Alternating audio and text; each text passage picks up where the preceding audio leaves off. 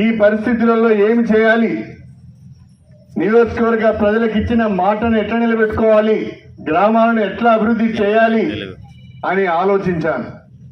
అంతేకాకుండా రోజు రోజుకు టిఆర్ఎస్ పార్టీ కేసీఆర్ కుటుంబం మీద వస్తున్న అవినీతి ఆరోపణలు, భూ కబ్జాలు, స్వయంగా కేసీఆర్ బిడ్డ మహిళ కవిత లిక్కర్ స్కామ్ లో ఇరుక్కొని తిహార్ జైల్లో ఉండడంతో ఇంకా ఈ అవినీతికి నిలయమైన కేసీఆర్ కుటుంబంలో నడవలేను అని భావించి రేవంత్ రెడ్డి గారి నాయకత్వంలో, సోనియా గాంధీ గారి నాయకత్వంలో రాష్ట్రంలో కాంగ్రెస్ పార్టీని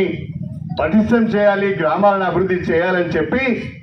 నేను కాంగ్రెస్ పార్టీలో చేరాను అని చెప్పి ఈ సందర్భంగా తెలియజేస్తున్నాను.